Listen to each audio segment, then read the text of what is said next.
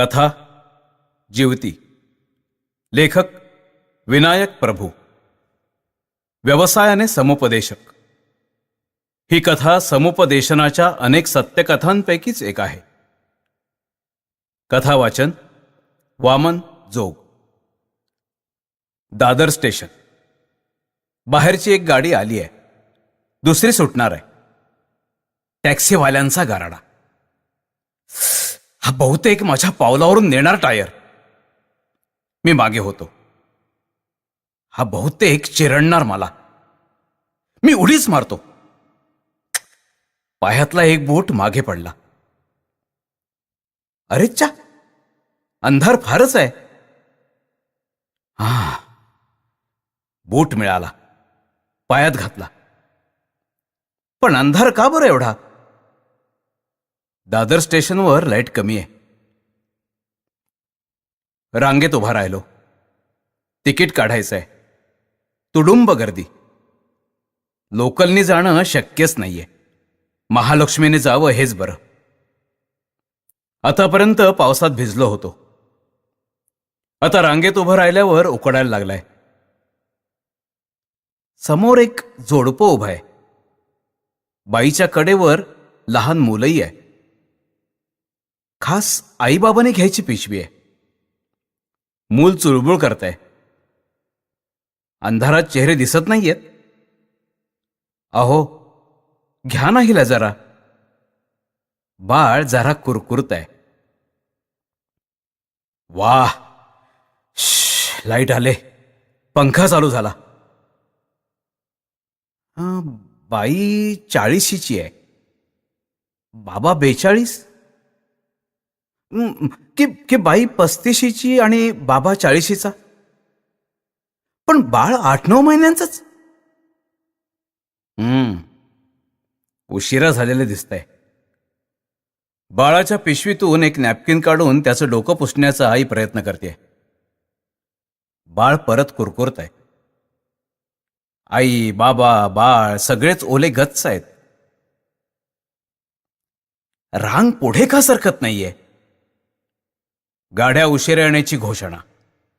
अत्यंत खेद आहे. म्हणजे तासभर तरी उशीर नक्कीच. आता बाळ आईकडे. रडण्याचा पहिला आलाप सुरू झालाय. रात्रीचे 8 वाजणार आहेत. नवीन घोषणा. गाड्या स्थगित आहेत. रांगेत खळबळ.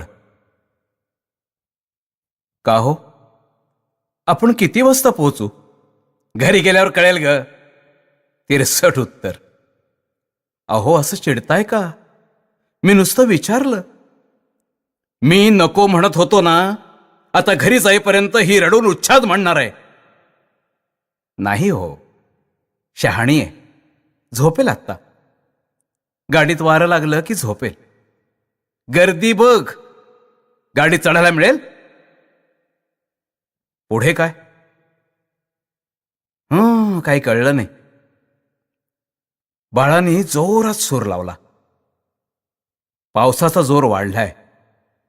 रांग हलतेय. कुठे जाणार असतील हे? चला, यांचं संभाषण ऐकता ऐकता टाइमपास छान होईल. अहो, काय करायचं हो आता? बाळाने सूर ठणठणीत लावलाय. वरच्या कप्प्यातली पाण्याची बाटली द्या ना जरा. कुठे आहे? अहो, मी आठवणीने घेतली होती. टॅक्सीत पडली वाटतं. अहो, मग पाण्याची बाटली आणा ना आता. छॅ, अजून भांडण पेटलं नाही बरोबर. मी संभाषणात प्रवेश करतो. माझा नंबर धरा, मी आणून देतो. बाबा संशयाने बघतोय. अर्धवट वाढलेली पांढरी दाढी, पडायला आलेला चष्मा. खिशात हात घालून पैसे शोधायला लागतो. नाही नाही, मी आणतो, नंतर द्या पैसे. तोपर्यंत नंबर आला तर. आता बाईचा प्रश्न. मी हातात 10ची नोट ठेवतो. एक ठाण्याचं तिकीट काढा माझं. पाणी घेऊन येताना 4 मऊ चॉकलेट पण घेतो. अनुभव कधी कामाला येईल काही सांगता येत नाही. परत येईस तो बाळाचं रडणं जोरात सुरू झालंय. पाण्याचा घोट कसा बसा गेल्यावर शांतता. अगं, तिला निघताना दूध पाजलं होतं ना? होय हो, अगदी पोट टम्म होईस तो. टम्म होईस तो म्हणेपर्यंत बहुतेक सुसू झाली असावी. बाळानी चेहरा वेडावाकडा केला. डायपर आहे हो जागेवर. बाळ आता इकडे तिकडे बघून रडतंय. तुम्ही त्या बाकावर का बसत नाही? मी सुचवलं.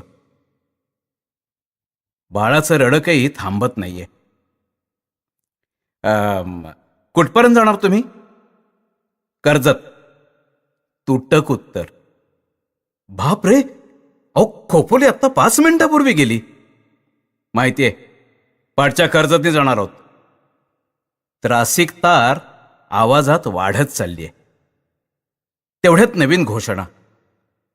गाड्या आणखीन उशिरा येणार आहेत. या गर्दीत तुम्हाला चढायला मिळेल? त्याच्या वर्मावर बोट ठेवल्यासारखं झालं. अहो, म्हणून मी अनोळखी माणसाला काय सांगायचं असं वाटून बाबा गप्प बसला. नाही बघा, म्हणजे एक सांगू का? त्या बाबाचा चेहरा आणखीनच त्रासिक झाला. तुम्ही महालक्ष्मी पकडा. अहो, तिकीट लोणावळ्याचं काढा. काय उपयोग? जनरल डब्यात गर्दी मरणाची. अहो, रिझर्व डब्यात चढा. बघू. दुरून बाळाच्या रडण्याचा आवाज आला. बाळ आजारी आहे का? बाबानं मान नकारार्थी डोलवली. नाही, पण मग का रडत आहे? बाबाने फक्त खांदे उडवले. आई परत आली. बघा ना हो, रडायची थांबतच नाहीये. तिला भूक लागली आहे का? नाही हो, पोट भरलेलं आहे तिचं. हे काका म्हणतायत महालक्ष्मीने जाऊया. नको बाई, टीसी पकडेल. अहो, मी येतो, देतो तुम्हाला बसवून. मला आता स्फुरण आलंय. बसवून द्याल हो, पण बाळाने जोरात किंचाळायला सुरुवात केली आहे. अहो, हिला जरा गप्प बसवा हो. मी चॉकलेट पुढे करतो. 5 मिनिटांची शांतता. तिकीट विंडो आता जवळ आली आहे. तुम्ही नक्की बसवून द्याल का हो? हो. तुम्ही रेल्वेमध्ये आहात का? अहो, रेल्वेत असतो तर रांगेत कसा असतो? मग अटेंडंटशी बोलायचं. बाप रे, नक्की नाही म्हणजे? अहो, नक्की आहे. बाळाचं चॉकलेट संपलंय. जोरात आवाज सुरू झालाय. आई रडकुंडीस आलीये. काय झालंय हो हिला? अहो, कळतच नाहीये. मघापासून रडतेय. झोप आलीये का? हां, म्हणजे वेळ झालीच आहे. मलाही आता थकल्यासारखं वाटायला लागलंय. सिगरेटची वेळ झालीय. मी तिकीट घेतो. तुम्ही थांबा 5 नंबरवर. हं, थांबा, मी आलोच. पण नक्की याल ना? आईचा प्रश्न. चल ग. बहिणी डायरेक्ट माझ्याशी बोलणं आणि माझ्यावर भरोसा करणं बाबाला आवडलेलं नाही. माझा जीव सिगरेटसाठी कासावीस झालाय.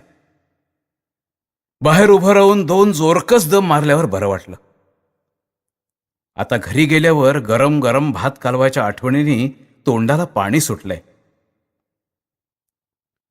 बाळाच्या रडण्याचा आवाज आला आणि बघितलं, आई बाबा माझ्यासाठी ताटकळत उभे होते.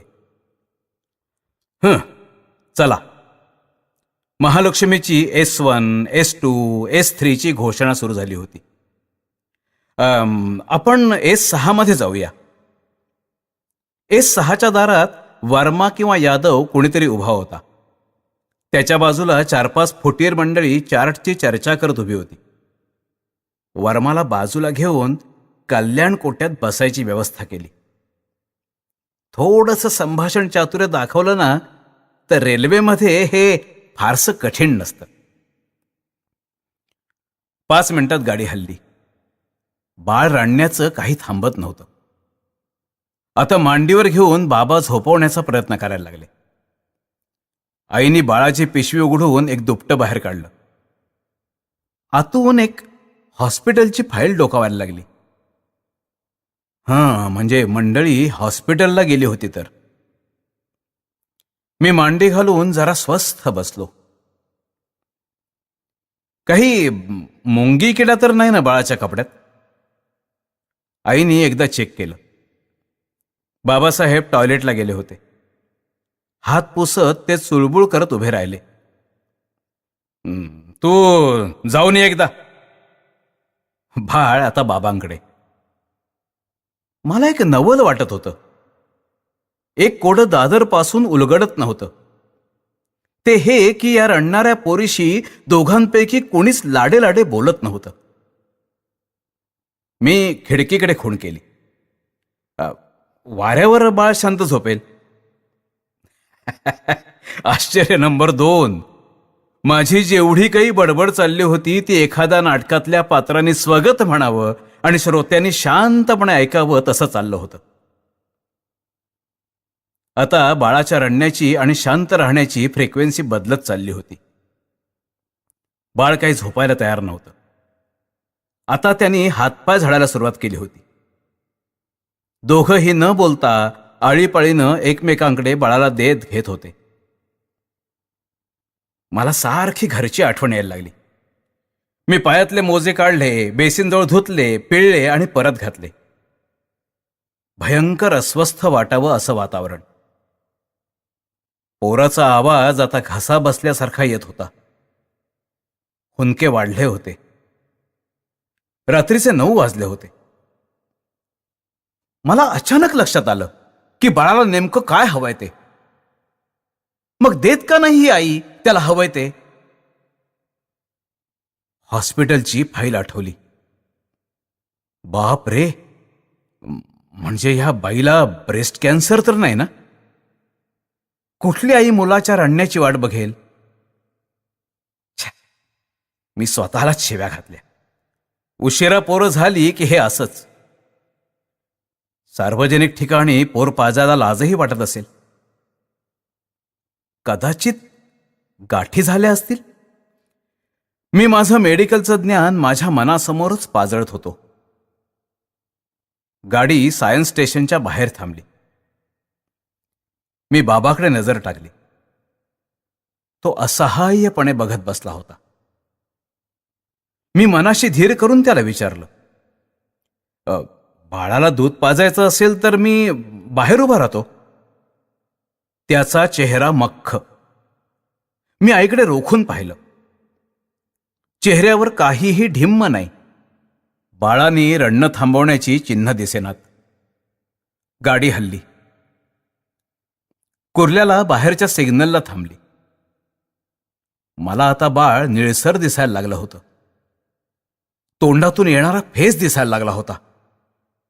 मनाला सांगितलं, आता हे पोर शॉकमध्ये जाणार.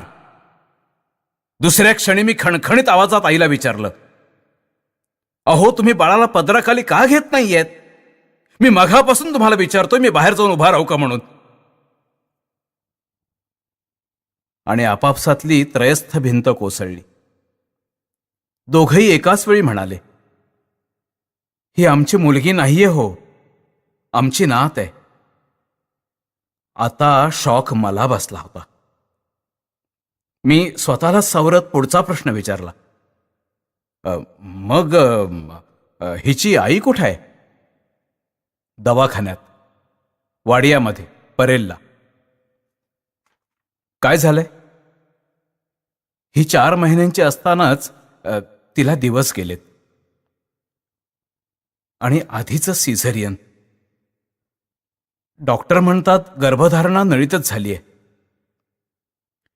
हो, म्हणजे नळी आणि पिशवी कालच काढली.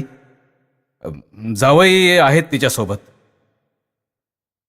आम्ही हिला घरी घेऊन जातोय. बाप रे, वय काय आहे तिचं? 19. म्हणजे पहिलं मूल 18व्या वर्षी. अहो काय करणार, गावात वयात आलेल्या मुलीला घरात ठेवणं तुम्हाला नाही कळणार ते. आम्ही कर्जत पासून 5 मैलावर राहतो. आमच्या जातीची गावात 2च घरं आहेत. अहो, आणि आमचंही लग्न वयाच्या 16व्या वर्षीच झालं होतं. 1 मिनिट विचार केला आणि बोलायला सुरुवात केली. हे बघा, या घडीला या बाळाला फक्त आईच्या स्तनपानाची गरज आहे. बाळाला स्तनपान करताना जेवढं सुरक्षित वाटतं तेवढं आणखीन कुठेच वाटत नाही. हा आक्रोश आईपासून दूर केल्याचा आहे. मी ठाण्याला उतरून जाईन, पण कल्याणपर्यंत हे बाळ शॉकमध्ये म्हणजे बेशुद्धीत गेलेलं असेल. माझा 15 वर्षांचा अनुभव कामाला आला. आईनी नव्हे आजीने डोळ्यात पाणी आणत विचारलं, आम्ही काय करू हो आता? तिकडे पोर आजारी, इकडे हिचं काय होईल हो आता? मी नजर रोखून सांगितलं, तुम्ही घ्या पदराखाली. अहो, काय कायचं काय काय बोलताय तुम्ही? आजोबांचा स्वर तापला होता. आम्हीच तुम्हाला बरे भेटलो. आम्ही काय अगदीच गावठी नाही आहोत. खक्कन आवाज आला. बाळाचं रडणं थांबून छातीचा भाता घट्ट धरल्यासारखा झाला. अहो अहो बघा ना, ही कशी करतेय. आजोबांनी माझ्याकडे न बघताच सांगितलं, पाणी मार, पाणी मार. पाण्याचा शिपका मारला. बाळाचा श्वास सुटला, पण क्षणभरच. दुसऱ्या क्षणी परत खक खक आवाज आला. बाळ बाळ बेशुद्धीकडे जायला लागलं होतं. आता आजोबांचाही धीर सुटला. हे काका म्हणतात तसं करून बघ. आजीने ताबडतोब पदर सावरून बाळाला पदराखाली घेतलं. श्वास मोकळा सुटल्याचा आवाज आला. मी आजोबांना खूण करून बाहेर बोलावलं. हे बघा, माझी सूचना तुम्हाला आगाऊपणाची वाटली असेल, पण आहे ते असंच आहे. नाही, अहो मलाही कळतं की या वयात उगाचच दूध येणार कसं, पण बाळाला दूध नकोच आहे. त्याला झोपेपूर्वीचं आई जवळ असल्याचं युफोरिक फिलिंग यायला हवंय. त्याला छान छान उबदार वाटायला हवंय. तुम्हाला माहितीये का, दक्षिणेकडे नवजात बालकाचं पहिलं स्तनपान आजी करते ते. त्यांनी नकारार्थी मान डोलावली. अहो, तो मान आहे आजी होण्याचा, सगळ्या कुटुंबाची आई ती. घराण्यातल्या मातृत्वाचा सन्मान आहे तो. गाडी आता जोरात धावायला लागली होती. आम्ही दोघंही आत येऊन बसायला आणि एक वाक्य माझ्या कानावर पडलं. अगं अगं जाऊ नकोस ना गधडे. परिस्थिती नॉर्मलला आल्याची पावती मिळाली. आता आजीच्या मांडीवर नाच शांतपणे पहुडली होती. स्तनपान देऊन शेंडलेल्या बाईचा चेहरा काही वेगळाच दिसतो. एक हलकं हास्य, थोडीशी वेदना. आजोबा गंभीर झाले होते. बराच वेळ माझा हात हातात घेऊन रडत होते. गाडी ठाण्याजवळ आली. मी अलगद हात सोडवून घेतले. आजीला आणि नातीला झोप लागली होती. जीवतीचं एक सुरेख चित्र माझ्या समोर होतं. कोण म्हणतं, साक्षात्कार व्हायला